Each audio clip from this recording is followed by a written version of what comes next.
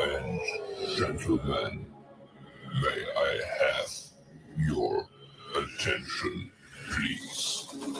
The show starts in 10, 9, 8, 7, 6, 5,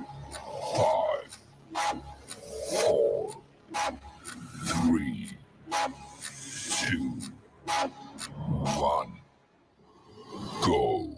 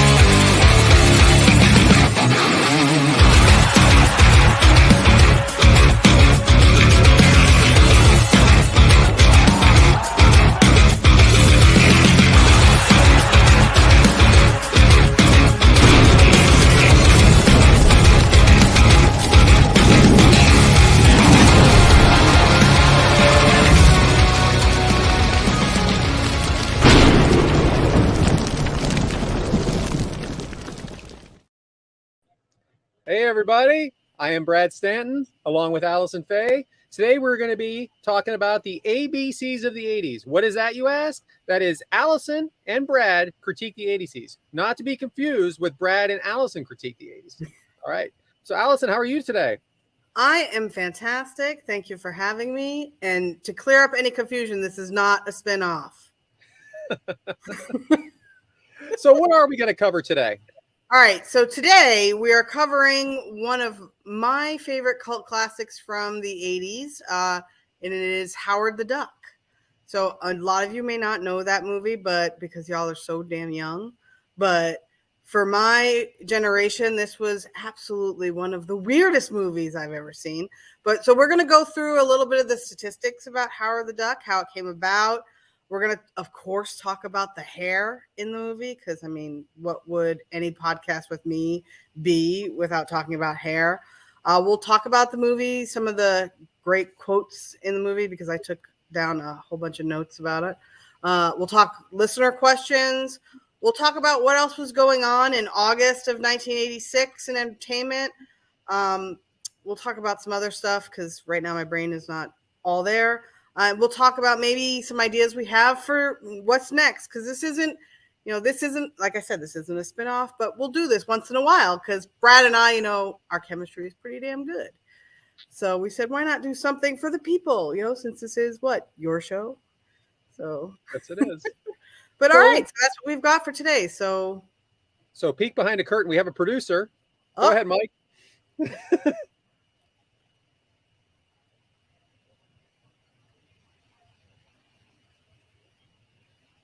Like ours.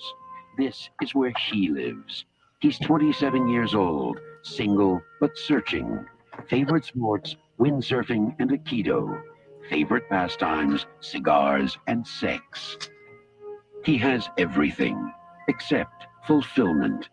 And then one night, it happens. Hey, good buddy, are you home? He has a very sudden midlife crisis. He lands in Cleveland. Do you know why you were sent to me? Listen to me, small visitor. I can explain how you got here. Maybe you're here for some greater purpose, some cosmic cause. Here, he's forced to reassess his career goals. You went to med school? To explore new relationships. To redefine his self-image. I'm sorry, we don't allow pets on the premises. To adjust to a changing lifestyle. Pull it out! Until he discovers just who he really is. Oh, no. A duck in big trouble. That's a duck, man. Howard the Duck, trapped in a world he never made. So there you have it. I can't believe you talked me into this.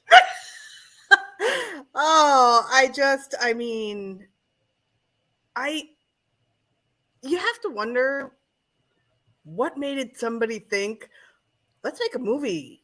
Let's make a live action movie with a duck from outer space. So funny you say that. So let's talk a little bit about when this movie came out. So the date it Okay. came out was August 1st, 1986. So it was a Lucasfilms. Mhm. So that was the production company, and then it is also Universal Pictures. Okay. So the box office on this was a whopping $38 million, and it cost somewhere between, this cracks me up here, $30 to $37 million to make. So somewhere in there. So $7 million. I wish I had $7 million to lose. I mean, I guess they broke even. I don't know what the video sales were, because I guess video was still a little bit new here. I can't believe I'm saying that, but in 1986, I think I was 10 years old. There was definitely VHS. There was definitely Beta, but I had it on beta. my father bought a Veda as well, and we couldn't rent anything. And he refused actually to buy the VHS because of it, because I think the Beta cost $350. I'll never forget him like massaging it at the electronics store, like making the decision to do it. And then the Beta was never used. And then I found out the reason the VHS was, I can't believe we're already talking about something else, but the reason the VHS was used was because of pornographic video. Porn was put on VHS. So we missed the boat, and we didn't have it for many, many years. So we basically just used it for our own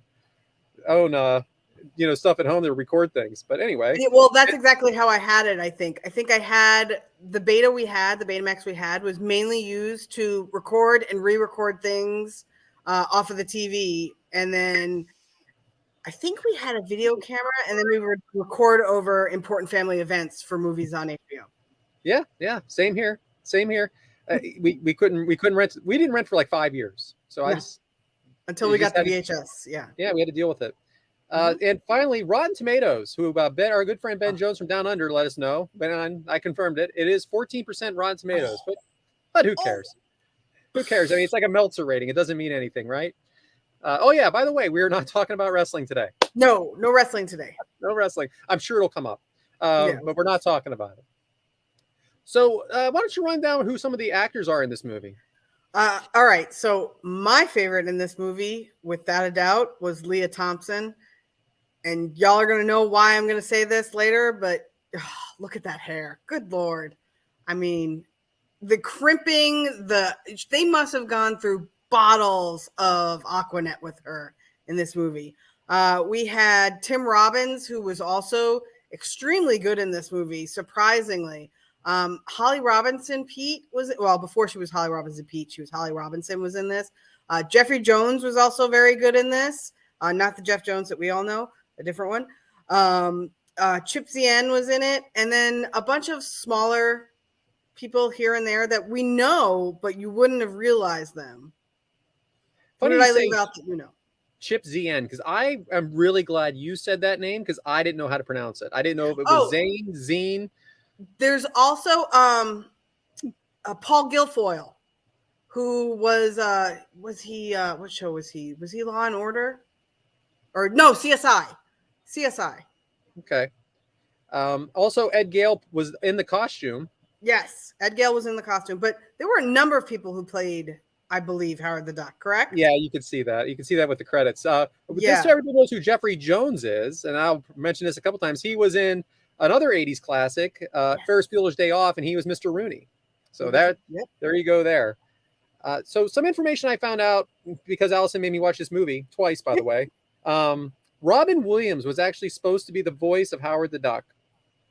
And it makes you wonder, because the reason he ended up not doing it, at least what I'm reading now, I don't know how great these sites are, but it sounds like he couldn't match up with the duck's mouth. And that's why he couldn't do it. Really? Yeah. Now, it makes you wonder if this movie would have been looked at differently if it would have been Robin Williams. I mean, let's face it, Robin Williams made Aladdin better.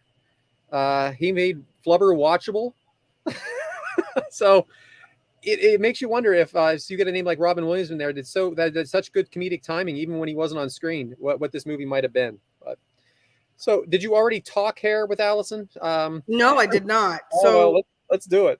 One of the first things that I noticed in this movie was they took multiple different styles of the women in the rock band. So I was very impressed that they didn't just go for the let's blow it out, let's do the crimping, let's do the typical 80s, because they also employed punk rock styles with the different ladies in the band. So I was super loving it. And they also went to the guys in the clubs and really just outdid themselves. So I was very, very happy. They also, with Tim Robbins' character, did the nerd very well with the I think it was like kind of a Elvis Costello kind of look. So super happy about that as well. Hair in this movie, give it like a 9 out of 10. I was very, very happy for the 80s. They did a really, really good job. And if you even notice, they even did a little bit with Howard during the sex scene. Super impressive. We will talk about that scene. So I was very happy about that and impressed. They thought to do that. If any of you know Alison at all, she is real big on hair. That's why her co-host has such great hair here. Yeah, hey, bald is a look, and it's a good one. I say it every time. So just heads up, everybody, there are going to be spoilers. This movie was in 1986. We're going to tell you how it ends, okay? Yes. We still want you to watch the movie. There is going to be spoilers in this, but if you haven't watched it by now, I don't feel bad for you. All right. So if one thing you haven't noticed, this isn't a great movie, but it is definitely a unique movie. For sure. Unique. So we're going to run through the movie. Allison, please. We've taken notes separately. We did not do this together. Yes. So there's going to be different points where you say, like James does this to me all the time on the regular Kickout feed. Brad, you missed the most important thing. He does that to me all the time because let's face it, I'm not a stenographer. I do my best to like, and in this, I'm obviously not doing this the way I would do regular matches. I'm not going to do a play-by-play here. Okay. Otherwise, we'd be here for 6-7 hours. But no, that's good. I will jump in where I have my notes, so it's good. No, we can, and you can interrupt me anytime, and you can jump in together, and then I can shut up. I mean, I talk enough anyway. So, but let's start with the apartment, okay? So the movie opens, and you're in Howard's apartment, and let's face it, a lot of these things are here are a lot like Earth, okay? Yes. By the way, it is called Duck World, which is real original. It's just a regular apartment. There's Rolling Ed magazine. He has fish, okay? He drinks beer, Budweiser, big advertiser during this whole movie. He watches TV. He smokes cigars. He was also part of Howard and the Heartbreakers. He reads Play Duck magazine. And I mean, what else did you notice in that apartment? I noticed he's kind of a player because he got postcards from one woman, messages from another. I was like, dude, you are what the hell, dude? Yeah. So that's what I noticed. He's definitely got game. Yes, no question. Also, there were 2 moons in Duck World. Did you notice that? I did notice that. Okay. What does that mean? That he is from a very, very far away galaxy, because that's all it meant to me. All right. So, I mean, everything seems very much like Earth to me. They're just ducks. That's the only difference. Well, we get more into that later. Yeah. Well, there's some other stuff, some stuff that are not the same for sure, but right. But I'll get into that later, where I start to get mad because shit doesn't line up. So unless you have anything left for the apartment, nope. Howard is being pulled from his apartment. Okay, like in some kind of a tunnel, wind, and he's going through like his apartment building. The women, the couple in bed. You have the naked duck. Oh, by the way, this movie is PG. Okay. Yes. Not PG-13, but if you actually watch it now on Amazon, it is 13 and up. Yeah. Was this prior to PG-13? Yes, it was. I think it had to be really close, because I think the first PG-13 movie, was it Ferris Bueller? I'm not sure. I'm not sure, but it was really, I think it was before PG-13, because I think the first PG-13 movie came out after this. Yes. I'm not 100%, but it was really close. But there's no way that would fly as PG today. Yeah, right. And right off the bat, he's looking at the Play Duck magazine. Yep. And it's a duck. We get it's a duck, but it's the adult content to me. Absolutely. And then going through the scene with the woman in the bathtub, she's naked in there. The duck, naked duck. It definitely. I'm not saying it should be R. I'm not going that far, but it definitely should be PG-13. Yeah, absolutely. I agree. So so he's getting pulled out, right? Yeah. So this is where my next. So for those who don't know, I'm a rocket scientist. I watch movies with anything with space or rockets or anything like that. I'm horrible to watch these movies with, because I critique. Hey, look, name of the show. I critique like a crazy person. So he's flying through space, right? With nothing, with just a chair, with no issues. Oh, let's just fly through space. I'm fine. No, boy, you would be dead. I'm sorry. When you got to Earth, you would be dead. So I had a problem with that. Right. No, I don't nothing care if you're on. an alien or what you are, you'd be dead. Is that their excuse? Well, I don't want to give away more to the movie, but I don't know.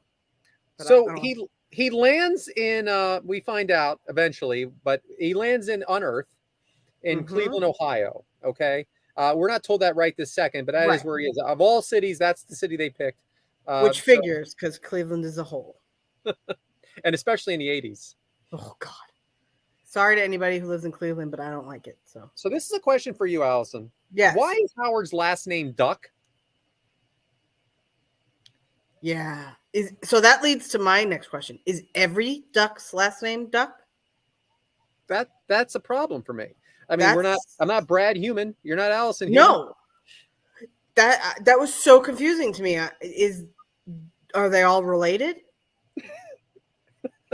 It's creepy. It is. Yeah. So obviously he stands out when he gets there. He runs right into trouble, into a fight outside with gets thrown around a little bit into the club, gets thrown out of the club, and then we're introduced to Leah Thompson. What did I say? Nope. Keep going.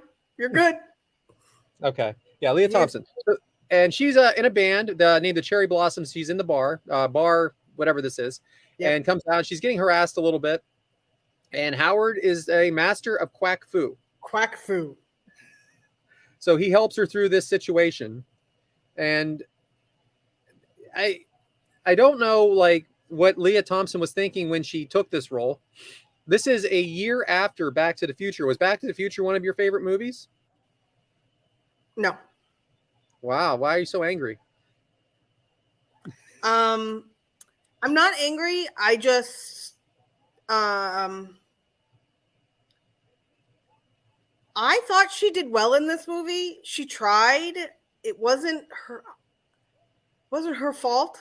I'm going to say she was young. She was really young. So I think it was a matter of just it was a lead role, really. So why not take it? Yeah. And it is made by Lucasfilms. Exactly. I mean, and at first, let's face it, Robin Williams was the voice. Exactly. So you don't know where it's going to go. And Howard the Duck is based on a comic book. This was the first Marvel movie, from what I understand, since 1944, which was Captain America. So this is the first movie in the Marvel universe, and a lot. That's a statistic to say the least. So, all right. Well, I mean, I figured she read the script and just, I don't know. You do read the script ahead of time, I'm sure. Right. Well, anyway, so he helps her. Go ahead. I don't want to give away too much of the future part of the movie, because that's the part where I start to wonder why she did this. The movie presented her in a pretty good light, except for parts of it. She got to do a lot of good stuff in the movie. She got to sing. She sang 3 of the songs in the movie herself.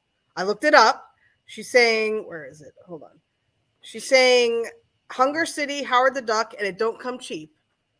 So kudos to her. I mean, not a lot of actresses get to sing, one, the title song and 2 other songs on film. So that's pretty great. Holly Robinson took a back seat to her, which is pretty impressive when she had her own TV show.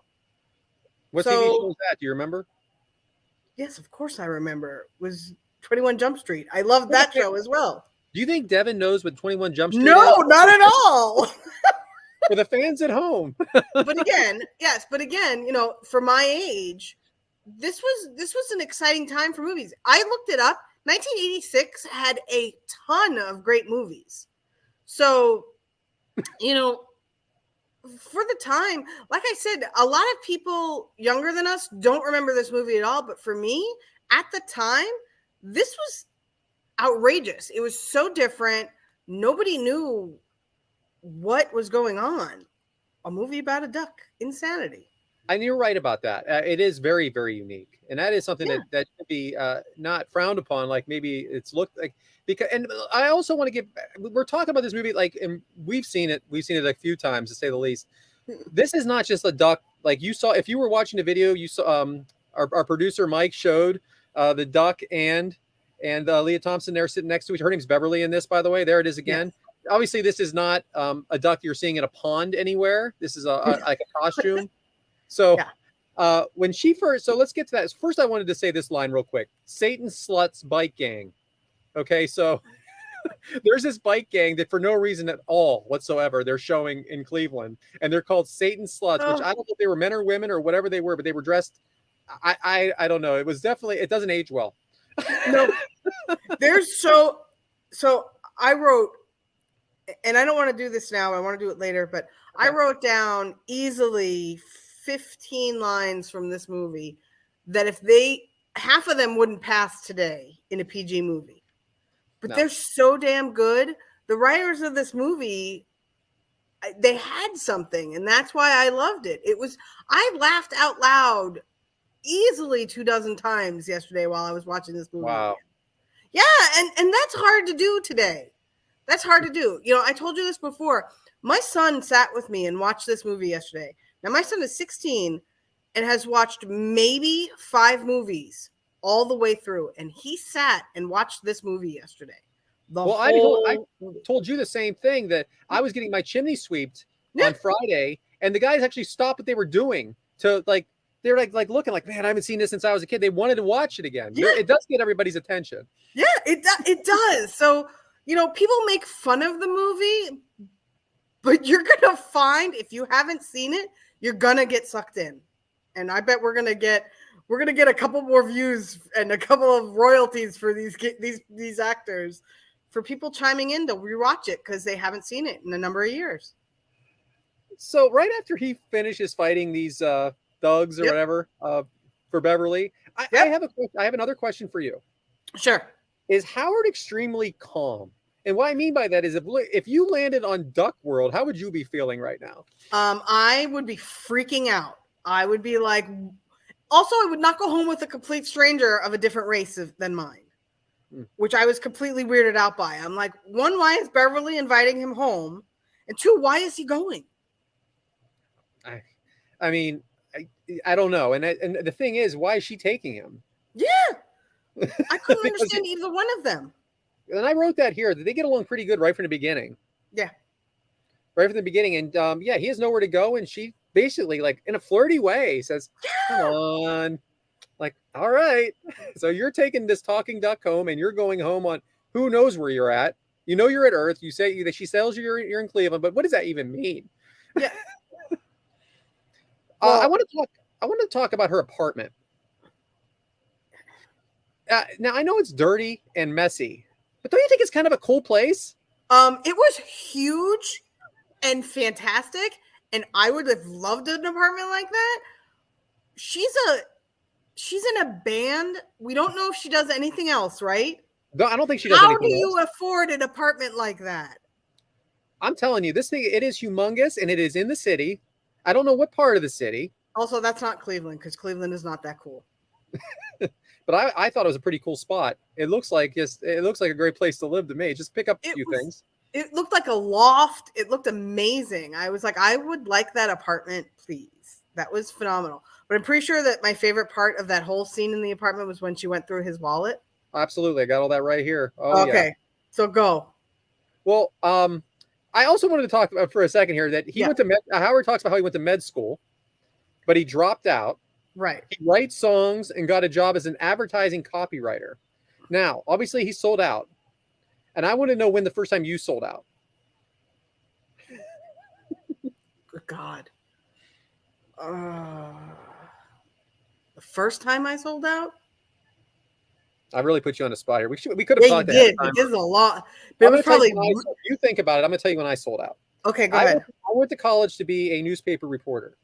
Come to find out, in my first 2 months there, the newspaper reporters make about, at the time, we're talking 1994, 1995 here, $13,000 a year if you're good. So that's not even minimum wage today. So I decided right away, even though I love doing that, I even had an internship in my hometown, that this wasn't going to do it. And I got into it. I was going to be a teacher. And I am not doing any of that stuff, but I was going to be a teacher instead, which is, to me, was selling out. Like I went from never ever thinking I was going to be a teacher to actually going to school to be a teacher. I ended up just graduating with an English degree, by the way. But the point is I sold out very early in my freshman year of college. Wow. I would say the first time I sold out,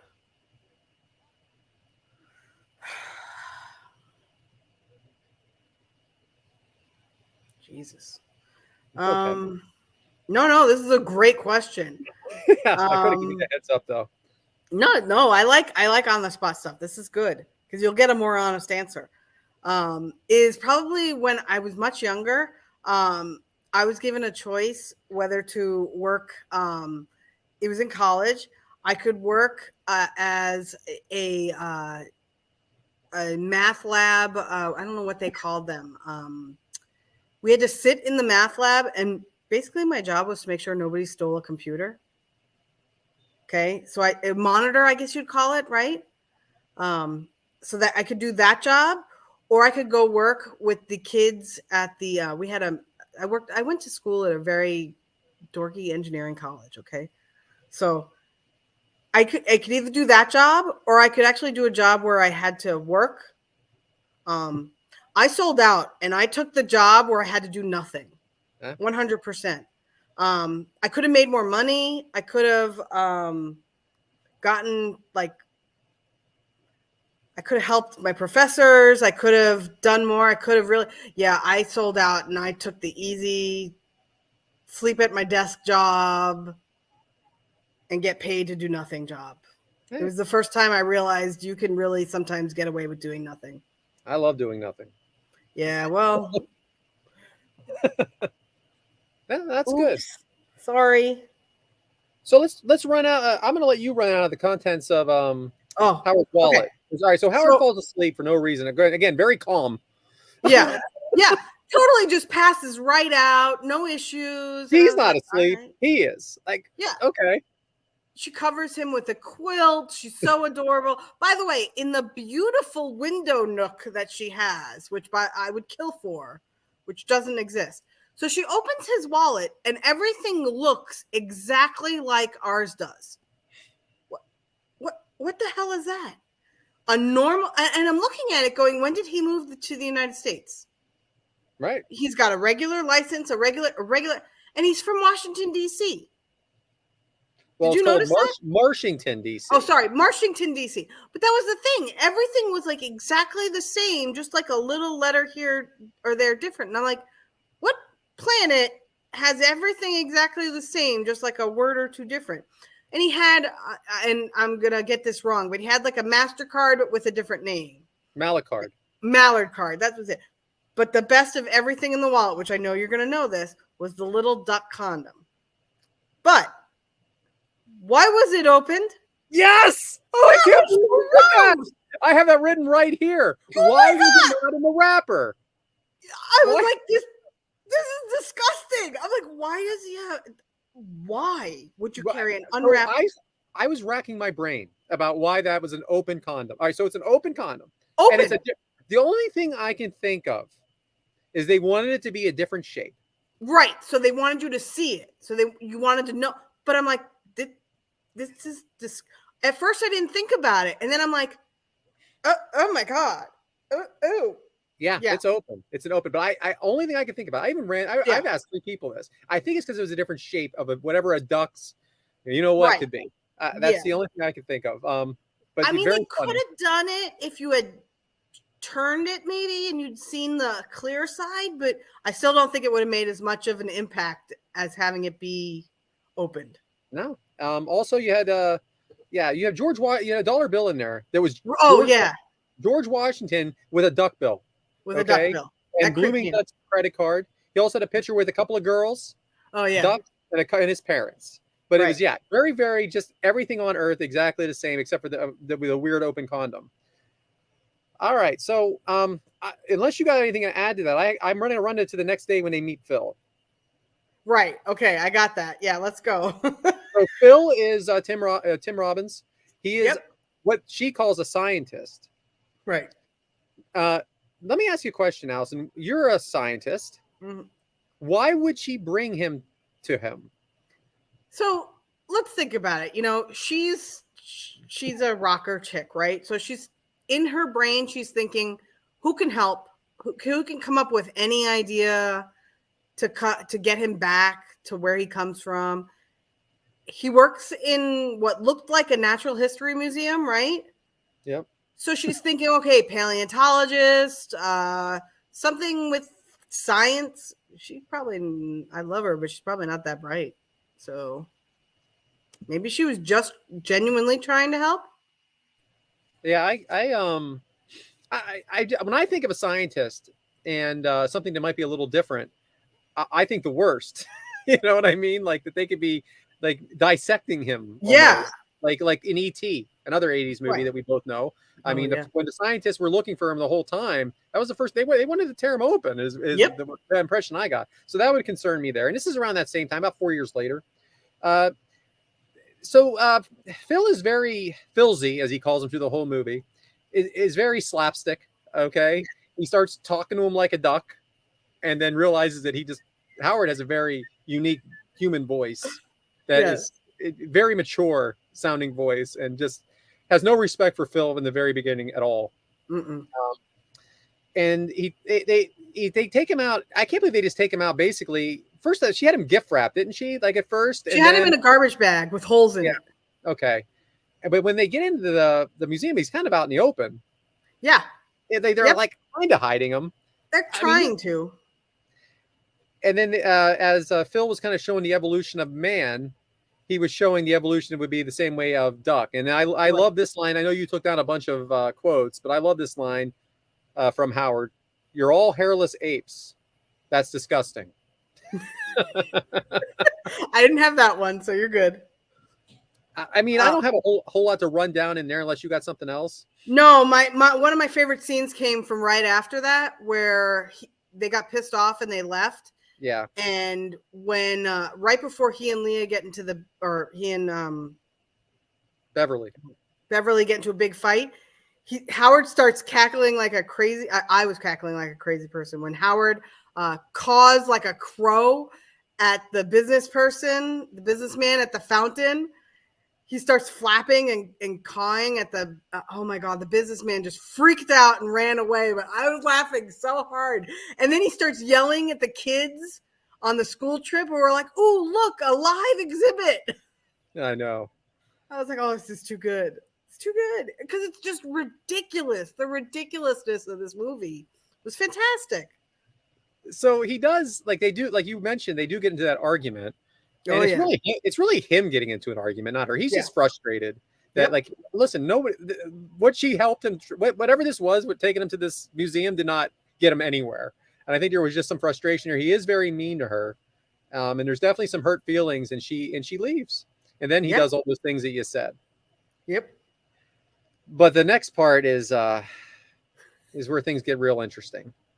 Howard goes to an employment agency to get a Okay. job. Time ahead. out. Before you perfect. go there, here's where my next question comes in. So he Okay. goes to the unemployment office, right?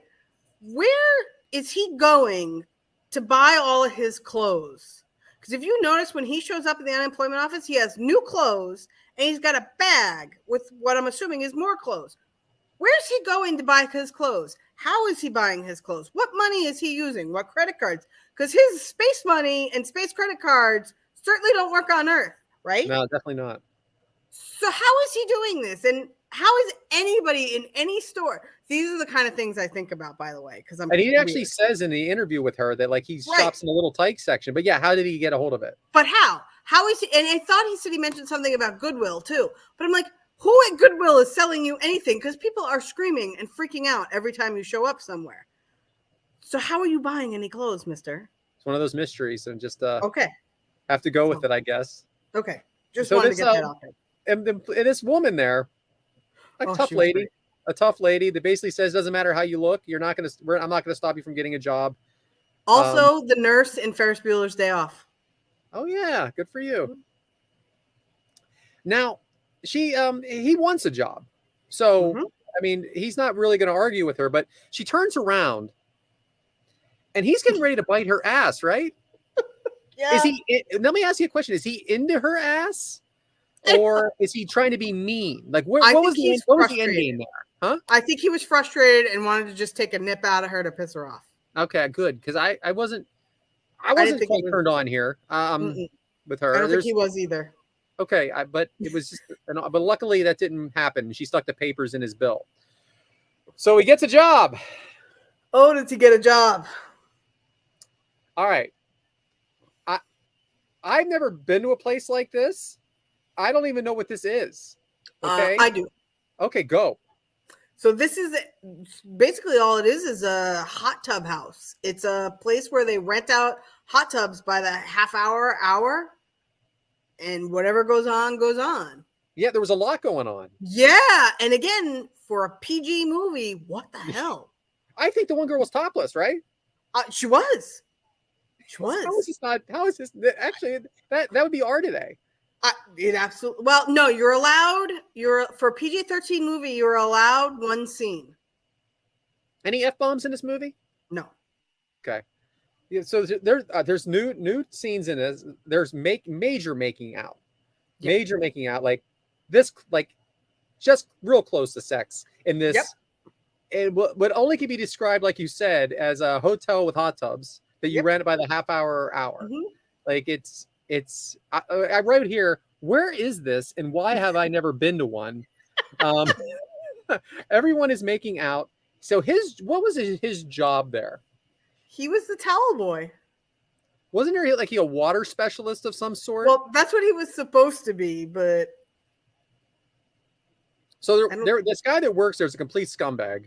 Oh yeah. Okay, he's sweating in the corner over there. It just looks like everything that you don't want to be stuck in a dark alley or this place with. And he's giving him orders like Howard's smoking a cigar saying he needs to take a break. And he says, no, I need you to fix something in one of the hot tubs. So he goes over there to do it, but he falls in. And guess what? This is a very interesting part of the movie. Howard can't swim. Yeah. He's a duck. So I was wondering, does that have something to do with the fact that if you noticed in the evolutionary chart of the duck earlier, Filzy said that the duck, I know I'm calling him Filzy now. The ducks, when they evolved, they no longer had wings. Okay. So I'm wondering if that's the reason that the ducks now can't swim. I guess, but he doesn't. It was just an odd thing for me that he can't swim and he's a duck. Yeah. But this job he wasn't long for this world, and quits right away. It just isn't for him. So it doesn't take long for him to get back to the club where he doesn't even. I think he sees his chair there and realizes he's back to the club where he started. Is that the way you got it too? Mm-hmm. So this was one of your favorite scenes, right? The club going back in. Oh, I love that. So I'm gonna send it over to you on this one. When he confronts, what was his name? I didn't write down names either. So he confronts. So this is when he confronts Beverly's manager, and Howard decides that he's going to stand up for Beverly and get Beverly's money from the manager. And he takes on the manager and I think it's 2 thugs, right? 2 guys, 3 guys. And they have a fight on the bar. 3 guys. He gets thrown across the bar. He comes back running against the bar. I'm crying. And then I believe this is at the point in the movie where my favorite phrase of the entire movie is said, which is space rabies. Yeah. I've got space rabies. I was crying, laughing when I heard this. You can't make this up. But he comes out as the hero. The manager gives him the money and control of the band, which is phenomenal. Something that I guess Beverly and the girls, Cherry Blossoms, Yeah. have been trying to do for years. So he comes back and tells the girls, and he's the hero. So just one thing I want to add to that is the Yes. the earring scene, because Oh. he has the manager up on the bar, and the guy's got a big hoop earring, and he actually has some kind of knife or Ice pick. It's an ice pick through the hole of the earring, and that's what's trapping him there. And if you know about I know earrings are nothing today, okay? It's nothing. Guys have 6, 7 of them. Earring was a big deal in 1986 for a guy, okay? And you only had it in your left ear. There was one earring. That's right. So it was that whole scene to me, with the hair and the outfits and the earring, screamed 80s. Yeah. Just 100%. screamed 80s. Just everything about it. Everybody looks like a tool. Like everybody, nobody's in shape. Nobody. I mean, no question. I mean, if you looked at the girls when they came out of the band, they're all in red and black leather and tassels and chains, and I'm loving every minute of it. This is like beautiful attire for the 80s. But you can't be fingerless gloves. The girls were wearing fingerless gloves, for God's sake. Yeah, I wrote that down. Screams I remember 80s. that. Oh, so he goes in the back there, and like you said, he's the hero. And they make up pretty quick. Hi Toots, hi Ducky. That's what it's very flirty. Oh, by the way, also there is a lot of. So one of the things I noticed, the characters from the John Hughes movies back and forth. So Ferris Bueller's Day Off, but a lot of the comments back and forth from the John Hughes movies. Ducky, my favorite character from Pretty in Pink. So every time I kept hearing it, I'm transported. It's crazy. Long Duck Dong. No, Ducky from Pretty in Pink. No Long Duck Dong. I'm thinking of the other one. Oh, God. Oh. I'm thinking of 16 Candles. You're thinking of 16 Candles, but that's good. A lot of ducks. I'm on the same Hughes track here. Yeah, exactly. So I wanted to point out something. So they're in the back, and there's a pizza. A pizza gets delivered by, I think Phil brings a pizza, right? Phil brings, yeah. So Phil dates one of the band members, which I don't think we knew that up until then. No, we didn't know that until then. We were just getting back. That's how she knows him. So Phil's back, and he's real excited to see Howard. But he brings a pizza. Now, remember how we've been saying through this whole thing that everything is so similar on Earth and on Duck World, but not food. Not food. And you're going to notice this throughout. I don't think Howard ever eats. Just drinks beer. He just drinks beer, which is Budweiser on Duck World, no problem. But so he says, "What's a pizza?" So everything, like I said, seems so normal. But there's a later scene we're going to get to. It's the same situation, well, even worse. But yeah, I don't know. I don't think Howard eats through this entire movie. Did you notice that? You said that. He doesn't. He smokes cigars and drinks beer. Mm-hmm. That's the other thing. He smokes cigars. Yeah, but the food situation they stay away from, like when they don't have him eat, it's never really explained why. Like, I don't know. Even when he opened his fridge at his apartment, I didn't see any food in there. Yeah. Oh, that's a great thought. Now. Oh, I've got no idea. He might have eaten this pizza, okay? But he didn't know what it was, is what I'm kind of getting at here. All right? He didn't know what pizza was. So there's no pizza on Duck World, but there's cigars and beer. That's what I'm getting at. Yeah. So I wanted to just jump ahead a little bit here, because it's just really everybody's getting happy again in the back to see each other. Phil snatches a feather off of Howard, which is extremely offensive, apparently. Yeah.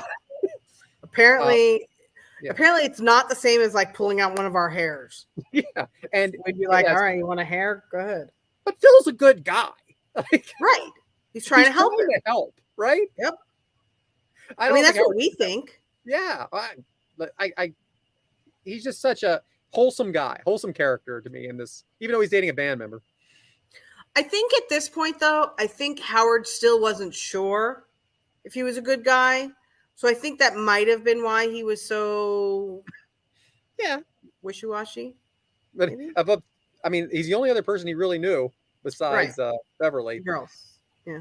So now she takes him back, right? Oh, God. So back to her apartment. She takes Ducky back. Or Ducky, I'm already doing it. Takes Howard back in. So first off, let's go to a question here from Mike Bober, who says, how Roll Tide is Leah Thompson in this movie? So Roll Tide is something Conrad Thompson uses on his show. It just basically means, yeah, hot, you know what I mean? And she does look great here. And this is the scene, I guess, huh? Yeah, it is. So we have an almost sex scene. Is that how you would describe it? I would absolutely describe it as that. I mean, Leah Thompson is like, this is not PG, okay? There's no way she's seducing a duck, for God's sake. And the way she's dressed going into this bed, she's Panties in and a camisole. I'm sorry, loose robe, bra and panties. That's it. That's it. And the whole thing looks like it's actually going to happen. Yeah. I think it might have happened if Howard didn't pump the brakes. So Howard gets nervous and kind of just says, never mind, never mind, never mind. But she's on that bed. She's straddling. She says, all right, let's go for it. And it is, it feels like it's going to happen. And it feels like she wants it to happen. And Howard absolutely. Howard gets scared. Absolutely. Anything you want to add to that? No,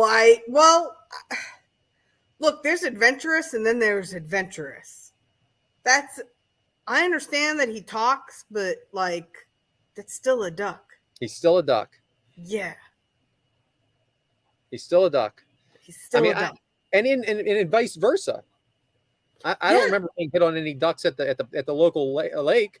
Exactly. Exactly. Very good point. Very good point. Howard, she's still a Howard actually was the one that kept control of the situation. Yeah.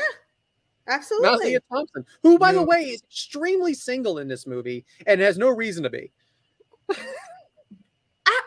How? She was gorgeous. Gorgeous and cool. Gorgeous. I mean, except for like having an infatuation with the duck, pretty cool. I mean, everything about her was, oh my God. The face, the body, cool. She's in a band. I can't. She could sing. I mean, nice. Yes. She was a sweetheart. Yeah, nothing. I don't everything understand any guy would want in a woman. She was there, but she wanted to bang a duck. Yeah, she did. Maybe she was a little crazy. I don't know. And I'm not sure where the comic books went, but I rumor has it. I think that I should look into a little further. Let's just say that. Okay. Maybe there are baby ducks somewhere. If you listen to her interview, when she said she read about what this was, she says, "Well, I guess I'm in love with a duck." So she saw it that way as well. At least that's the way she played the part. So this is all interrupted by Filzy and some other scientists. Now, I'm going to go ahead and explain to everyone. Oh, wait. So this is what happened. Now, we are like 45 minutes into the movie. By the way, there's an hour and 6 minutes to go. And we find out what happened. This takes a turn. Yeah. I'm going to get into it. Don't worry. I'm going to get into it. We're going to get into it. So a laser spectroscope they were inventing, it wasn't invented yet, they were inventing, was aimed at Howard's planet and transported him to Earth when it was activated. That's it. That is it. That is the reason he's here. It was a mistake. It was a mistake, and it didn't pull anybody else out of Duck World, just him in his chair. And that's how strong this laser. I mean, I had to write it down. Exactly. Yeah. Laser. I'm glad you did because I didn't. Was. Well, yeah. And then they also think, Howard thinks as well, that they can send him back the exact same way, which is always the case, right? Like I said, it's the first time we see Dr. Jennings, who is Mr. Rooney from Ferris Bueller's Day Off. So up to this point, this movie's fun. This movie's good. Right. And it was silly in a silly way. Right. And it's all over the place. But now it loses me a little bit. I'm not going to lie. Right. This loses me a little bit. Because you went from lighthearted comedy with a little bit of like action in the club to sci-fi. Yeah. We did. You are 100% correct. It totally changed direction. And I don't know if it needed to. I agree. I mean, like I said, you're already almost 47, 50 minutes into a movie in the 80s, which could have been an easy hour and a half. No, this movie's 111 minutes. 111, not 110. 111 minutes. All right? So you have over an hour left of this movie. Mm-hmm. And I feel like we've hit one of many climaxes. Yes, absolutely.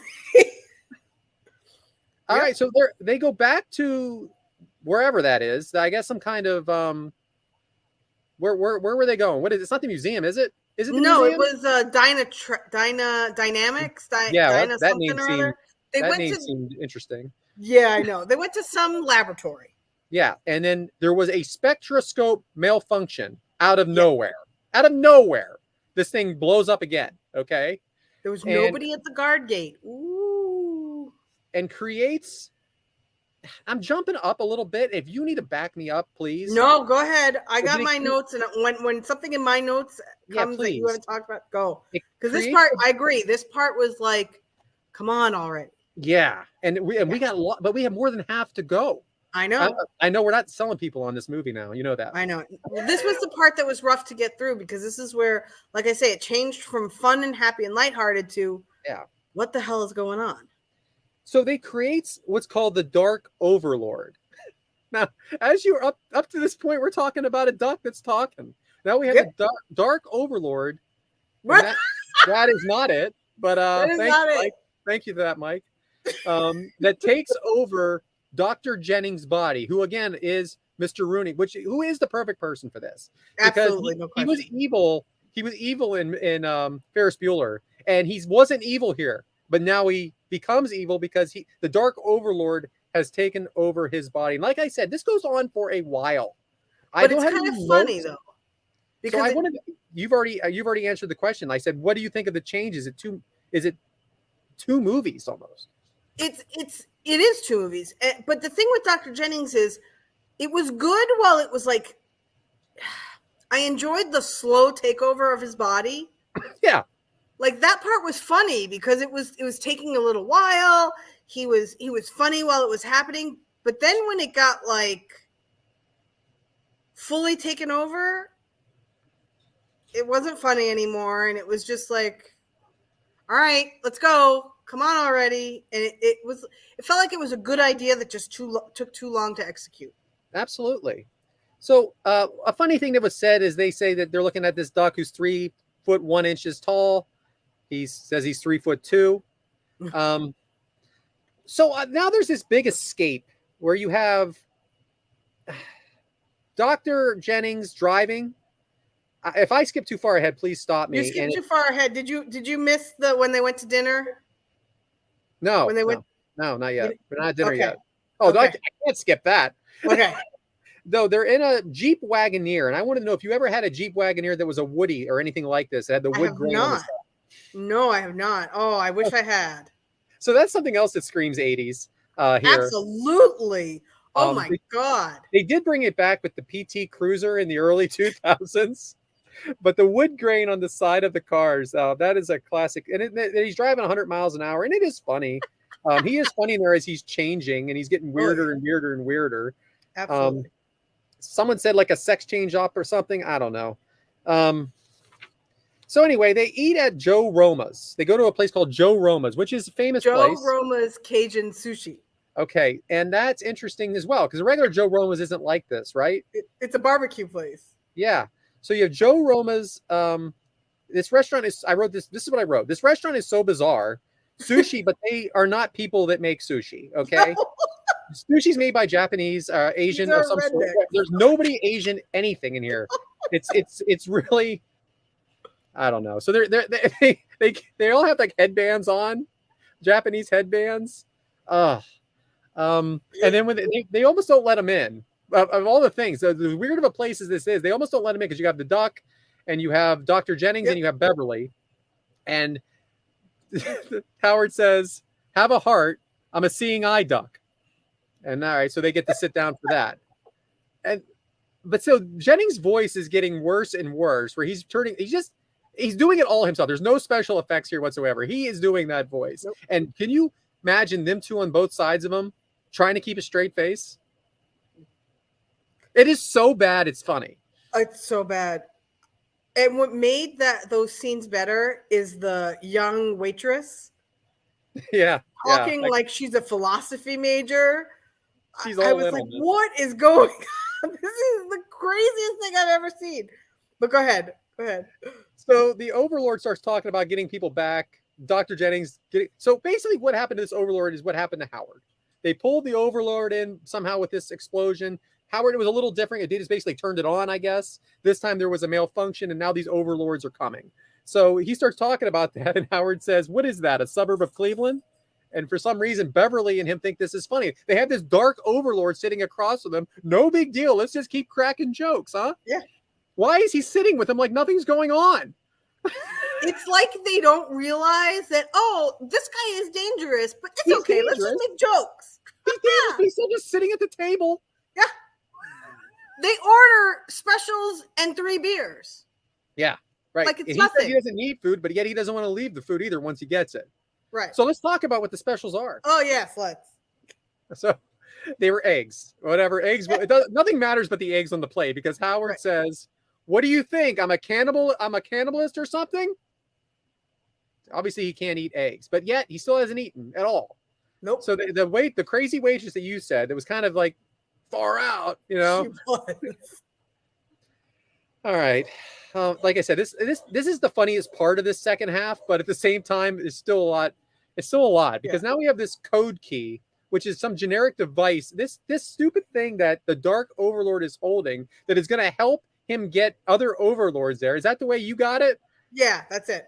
It is the stupidest little thing ever. It looks like a toy from Fisher Price, and it's like this. He needs it. This whole restaurant. I don't know. Then they get all. They're all weird. They're all hicks. They're trying to get a hold of Howard and cook him. Right? If I'm again, if I'm skipping ahead, let me know. No, that's basically correct. And he gets away. Right.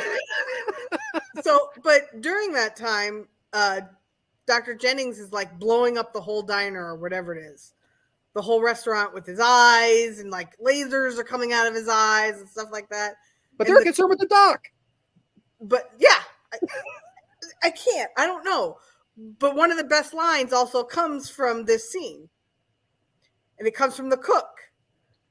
And he turns around and he goes, "Oh, he must have ate the chili." This scene also screams Alien, like the movie very Alien. much. Well, that's this whole movie. There's scenes in this whole movie that scream another movie. That definitely feels like Alien. I agree. But the stomach thing, right? Or even Spaceballs, if you want to even really get deeper. Yes. All right. So I don't even remember now. I've watched this movie twice in a week, and I still don't remember how Howard got away. Oh, so Beverly and the Dark Overlord are taking off in the vehicle again. Their semi-truck. Yes. Right? Right. And they run over Howard. Or at least that's what Beverly thinks. But he was Right. in the middle. He was underneath. And the Dark Overlord says to Beverly, "I need your body." And she says, "I've never heard that before." And then that big snake thing starts coming out of his mouth. Oh yeah. So now we have they're traveling, and we have Howard. Go Hold ahead. on, because that's also where the movie switched again. Yeah. To being gross. Like that was really gross. It was so unexpected, so again, I remember I watched the movie with my kid, and my kid was like, is this turning into a horror movie? It's definitely sci-fi. Yeah, but Like that you was said. not anything. Up until that point, there was literally nothing really scary in this movie. That So was then- not okay. Howard teams up with Phil again. Howard's in the back of Phil's in the back of a cop car. I'm not sure why he was arrested. No idea. Okay. None. Howard is blending in at a miniature golf course, and he's just being a duck. He's being a That duck. is funny.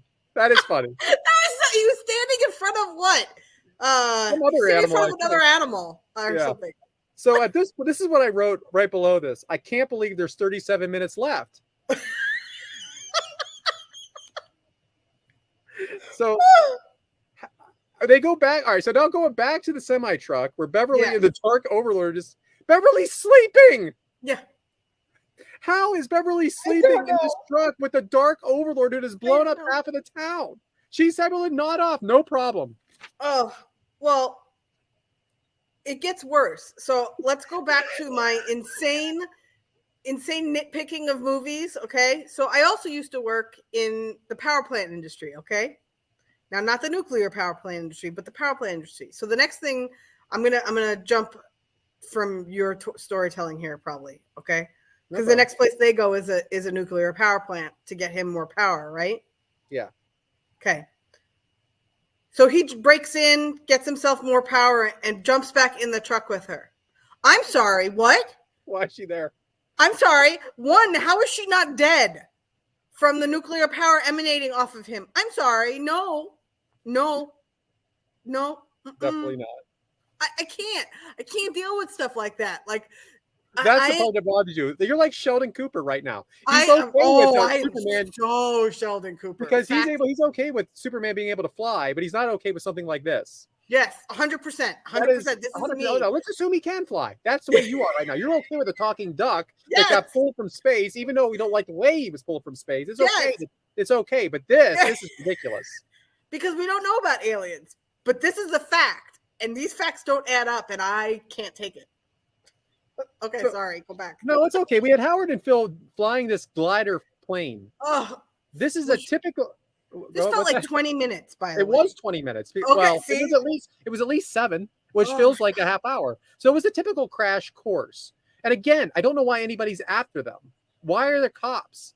Like, I no freaking idea. What were they running from? Why were they in trouble? Why was Phil in trouble? They were trying to arrest Howard for the last half of the movie, and I have no idea why. I don't know why either. Like, who was arresting them? Like, where did that all start? Why did that start? The CSI guy. The CSI guy was trying to arrest him, but why? I don't know. I don't know. It just felt like very rushed. Like, I didn't know why Phil was in the back of a cop car. I don't get it.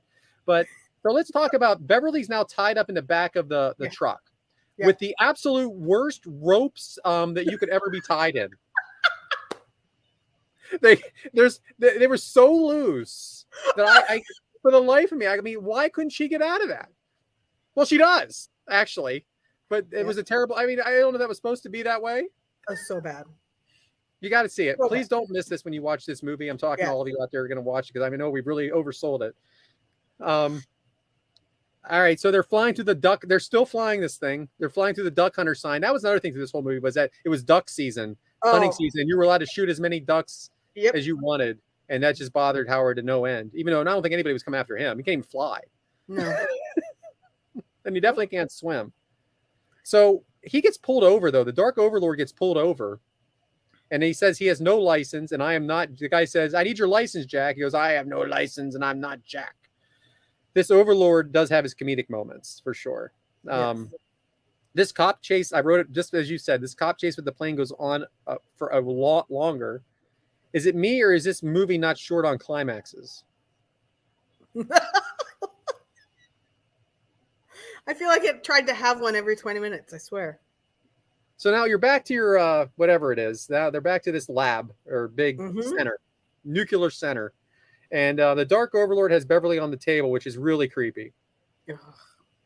So Phil gets the neutron degenerator. Is that what it's distinguisher? I don't even know what I wrote here, but whatever it is. I don't know what it was. It was important. It's not important. It's not important. So, and this is Beverly's line. Run, Howard. He's in a bad mood. Good one. So Phil blocks the laser stuff of the Dark Overlord is shooting at him, and he saves Howard's life. So the standoff with the neutron degenerator, there it is, and the Dark Overlord. Howard wins, and now Jennings is back to normal. Right. I know that that was probably a 10-minute scene that I just talked about. But however, it wasn't anything. Nothing substantial, right? Nothing substantial. It was a lot of really bad lasers coming out of eyeballs, and Howard driving a big. Oh, right. You have to put your seatbelt on for that car to work. Right. Oh, yes. So he had one of those little cars. The neutron whatever it was called. It is degenerator or something. Degenerator. It was mounted on a little. Like, imagine the little hand truck that Austin Powers drove when he got stuck in the corridor. That's what it was on. It was on one of those. So the Dark Overlord is loose now. He's no longer in Jennings. Yes. And let me ask you, is this 80s special? Now that we see the Dark Overlord for real, is this 80s special effects like no other? Or? absolutely also, again, scarier than it needed to be. Was it scary for you when you first saw it? Yes, 100%. Because back then this was a big deal, right? Yes, This was scary looking for back then. Like maybe like from absolutely, Ghostbusters. 100%. Remember Ghostbusters when Yes. that demon dog? I kind of reminded me of that. Yeah. Oh, it was worse than that. Yeah. I think it was absolutely scarier than that. I didn't like this at all. So it's got Howard, and they're trying to bring in more overlords, is the idea here. Everyone's in trouble, and you have 3 minutes. So the timer is on. Howard uses the neutron distinguisher I wrote on this one. The generator to reverse whatever the overlord is doing. Now, in doing this, he has no chance of ever getting back to Duck World if he does it. Beverly tells him not to, but if he doesn't do it, the world ends, right? Or these guys come down and basically end the world. Yeah. And what good's that going to do, Howard? None. Right. So it's either you live here or you don't go to Duck World. Right. But either way, you're over. Either way, yeah. Everybody's dead. And in return, destroys it. Like I said, he gets back to Duck, and now he can't get back to Duck World. Best part when he destroys it. Best part when he destroys it. Go ahead. Special effects sounds. Pew, pew, pew. I was crying laughing. I don't know if you caught that at all. I didn't. There were literal pew, pew, pew sounds. Like you couldn't pay for somebody else to make a better sound than a pew, pew, pew sound. That's what happened. Sorry. Okay. So didn't we think Howard's dead? Yes. And he's not. And he pretends to be the overlord. And then it was a big joke. Ha ha. Beverly's happy. And I wrote here that they live happily ever after, which we don't know. Aw. There it is. So now we're, I don't know, probably a little bit in the future.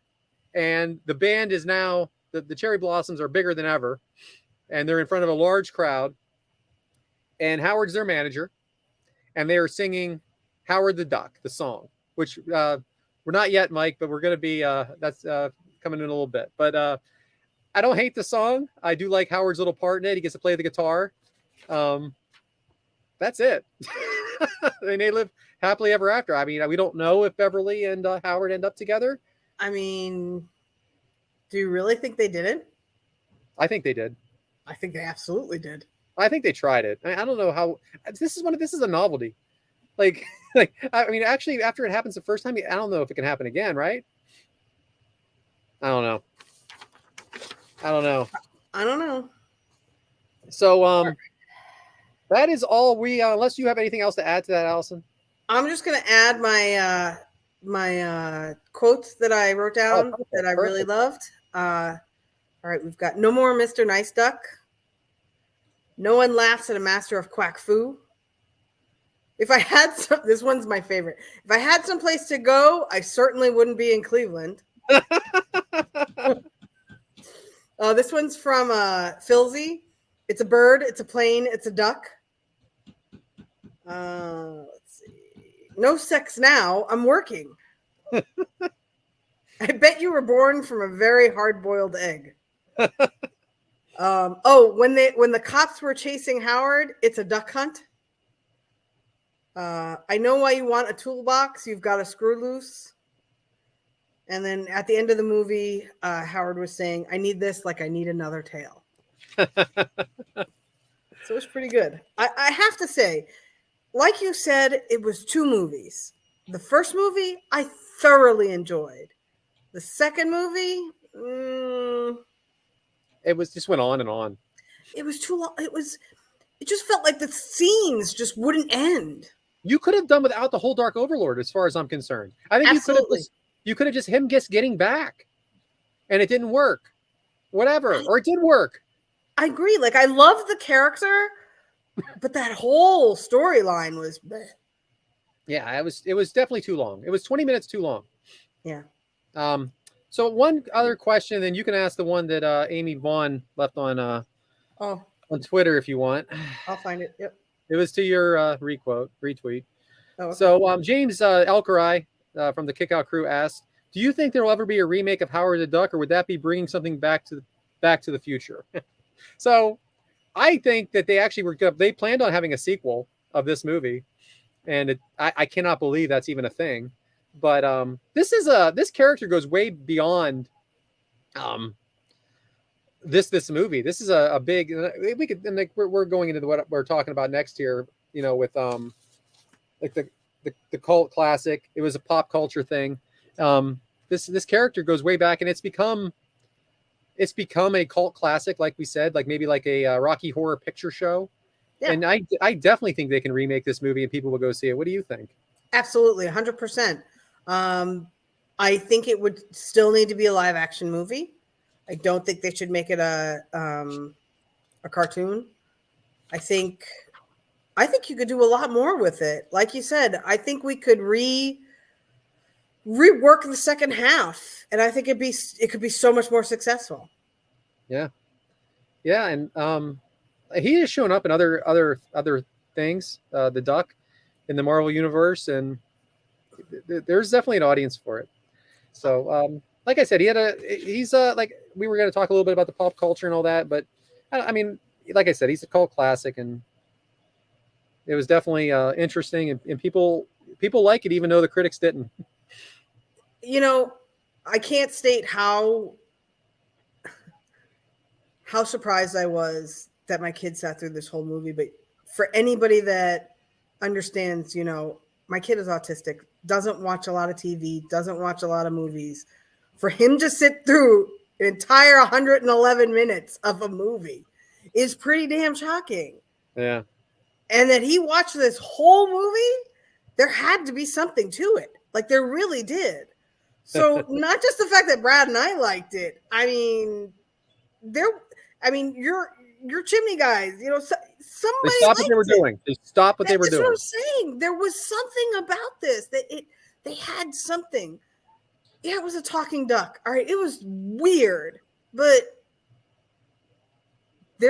I wrote down all those quotes. It was the writers had something there. Yeah, there were a couple of missteps in the second half, but that always happens.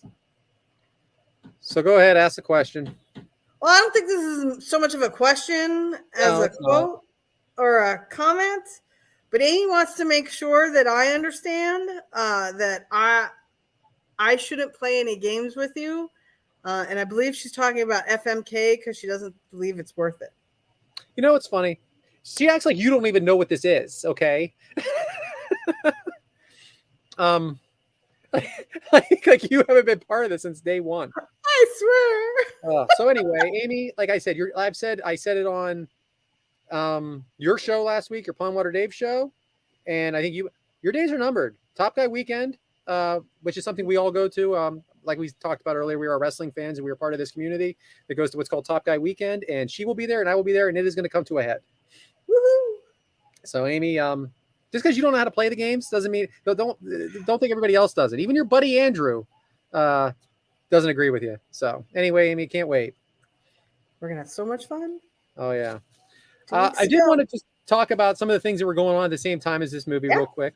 Glory of Love was the #1 movie in America then by Peter Cetera. It was from Karate Kid Part 2. All right, so the #1 movie, even though overall it was Karate Kid Part 2, during this particular week of August 1st was Aliens, which is the sequel to Alien. Oh. Aliens. A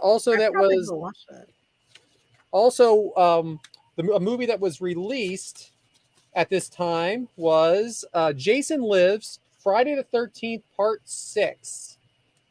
And that is probably one of the worst ones yet. I did have something else. Why don't you talk amongst yourselves for a minute here? Fun fact, I don't like horror movies. So I have not seen either one of those. I want to tell you what was on TV that night. I had one more paper. Let's hear it. I'm ready. So this is August 1st. So everything was reruns back then. Back in 1986, we had this thing called reruns, and we actually watched them a second time. Yes, we didn't have streaming or anything like that. It wasn't a videotape, a movie, or on. We didn't watch it. So at ABC at 8:00 was Webster. At 8:30 was Mr. Belvedere. 9:00. Now this cracks me up, and I could find no information on this show. It was called The City, and it was new. It was not a rerun, and it was what's called a busted pilot. They actually have that written here, busted pilot, which means it was just it was a show that they were trying to show. and it didn't make it. So there's no information who's in it or anything. If anybody at home can look a little deeper, I'm not going to pretend that I spent the afternoon doing this, but I definitely Googled it and looked it up and gave the dates and the years. Couldn't find anything on it. Called The City, busted pilot. And that was from 9 to 10. And from 10 to 11 on ABC was The Love Boat. All right. On CBS was part 3 of the miniseries, The Mistral's Daughter, which was an 8-part miniseries in 1986. And again, they were rerunning this because it was already done, but they were rerunning it in the summer. And no Fox back then, folks. No Fox. It was not a thing. NBC, 8 o'clock was Knight Rider.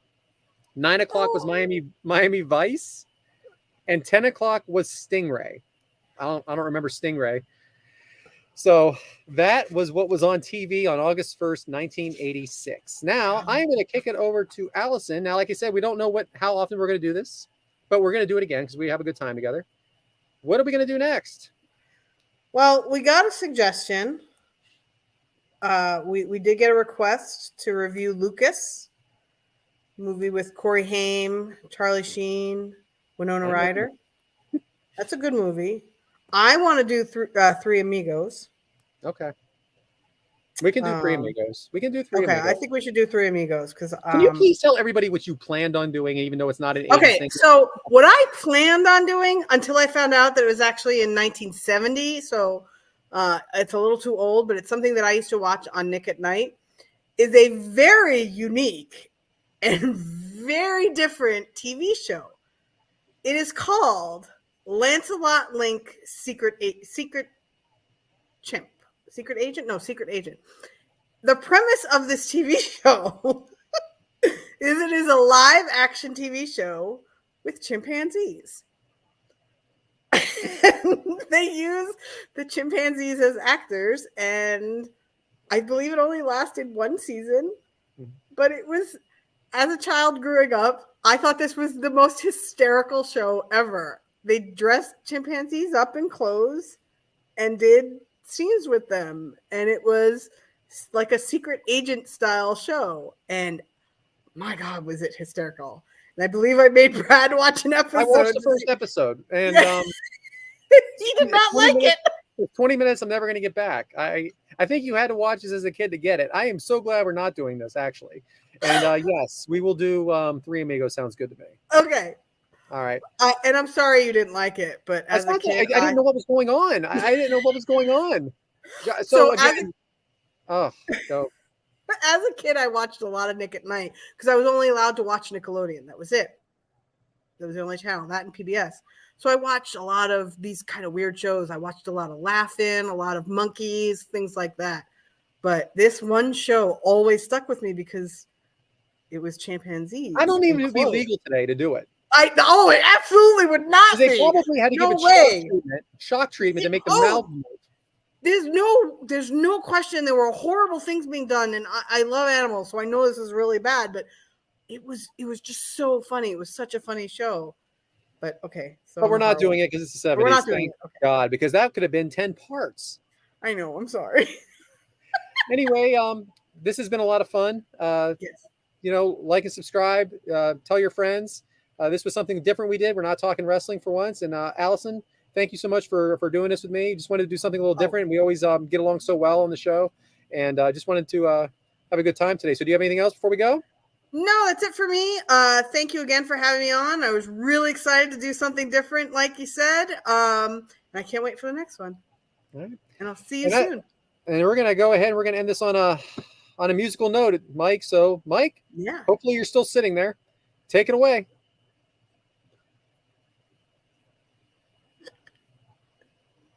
Take your time.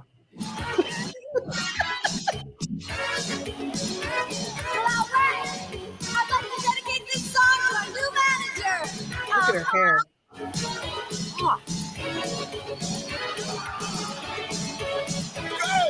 Get that planet on the phone.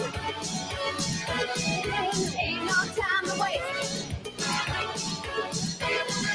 Tell him he ain't coming home.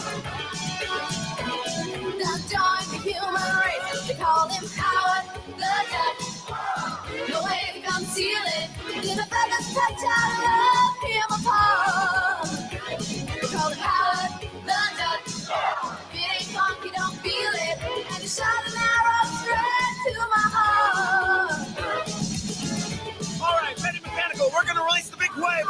Q-Egg ready, Q-Egg go! Save the human race. They call him Howard. Howard, yeah. Help me out. Release that rope there. Gotcha. That one! Whoa! Filthy! What's going on? Get me down from here! I've had enough flying, Filthy! Stole my heart. Here for your very eyes. Filthy! It's gonna be here with You you. realize I could have been killed up there?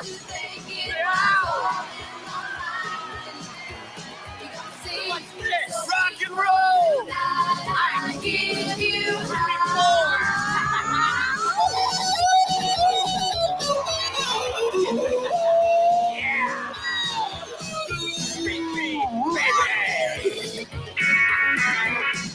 You can't have enough for you!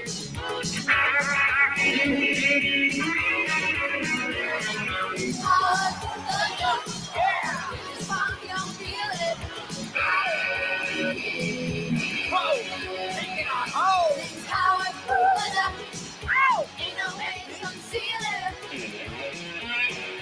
Bit of purple haze for y'all!